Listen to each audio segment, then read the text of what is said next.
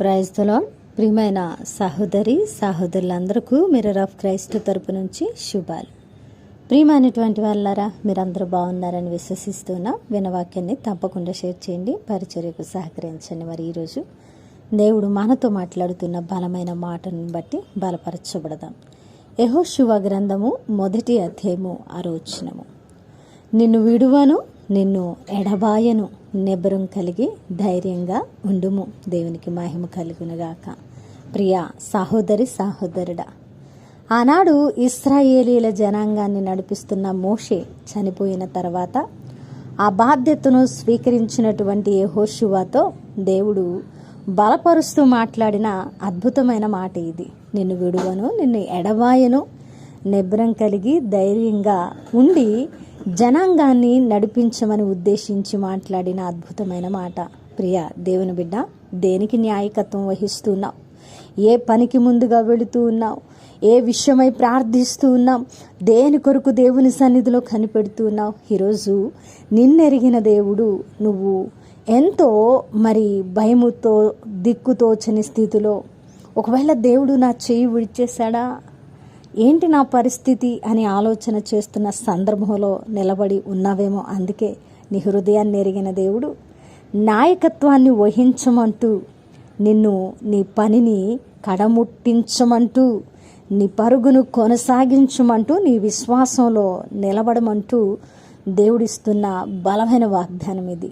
నిన్ను విడవను ప్రియమైన బిడ్డ, నిబ్బరం కలిగి ధైర్యంగా ముందుకు వెళ్ళు. నీ పక్షమున నేనున్నాను, నీ తరపున నేను యుద్ధం చేస్తూ ఉన్నాను.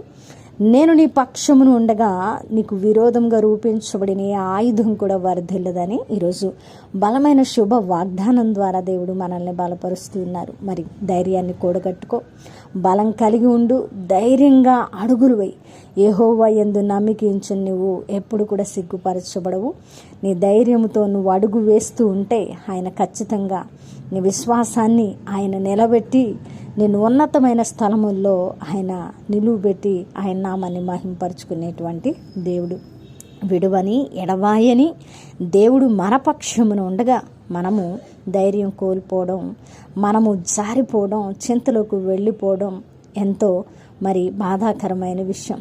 వీటన్నిటినీ జ్ఞాపకం ఉంచుకొని మన దేవుడు మన పక్షమున ఉన్నాడని అడుగులు ముందుకు వేస్తూ ఉన్నతమైన కార్యాలను జరిగిస్తూ దేవుని నామాన్ని మహిమపరుద్దాం. వినవాక్యం ఫలింపు కొరకు ప్రార్థన. పరిశుద్ధుడా, ప్రేమ కలిగిన తండ్రి, అద్భుతమైన మాటల ద్వారా మమ్మల్ని బలపరిచారు. అవునయ్యా, ధైర్యం కలిగి ఉండడానికి మీరు ఇచ్చిన భరోసాని బట్టి వందనాలు అయ్యా. నిబ్బరం కలిగి ఉండాలని మీరు మరొక్కసారి మాతో మాట్లాడారు. ఆనాడు యెహోషువతో మాట్లాడి బలపరిచి విజయాన్ని ఇచ్చారు నాయన. ఈరోజు మాతో కూడా మాట్లాడి మమ్మల్ని బలపరిచి విజయాలుగా నిలబెట్టడానికి నాయన తండ్రి మీరు చేసిన వాగ్దానమును బట్టి వందనాలు. ఎవరైతే నమ్మారో, ఈ వాగ్దానాన్ని ఎవరైతే స్వీకరించారో వారి పట్ల నెరవేర్చండి. ఈ పరిచర్యను సహకరిస్తూ ఈ పరిచర్యలో నాయన పాలిభాగస్తులవుతున్న ప్రతి బిడ్డను దీవించి ఆశీర్వదించమని చేసిన ప్రార్థనకు దీవెన జవాబిచ్చారు. నమ్మితి ప్రార్థన నజరుడనే యేసుక్రీస్తు నామమున సమర్పించి అడిగి వేడుకుంటున్నాం తండ్రి, ఆమేన్. ప్రియమైన దేవుని బిడ్డలారా, విన్నవాక్యాన్ని తప్పకుండా షేర్ చేయండి, పరిచర్యకు సహకరిస్తారని విశ్వసిస్తున్నాం. దేవుని చిత్తమైతే మరలా కలుసుకుందాం. దేవుడు దీవించును గాక. ఆమేన్.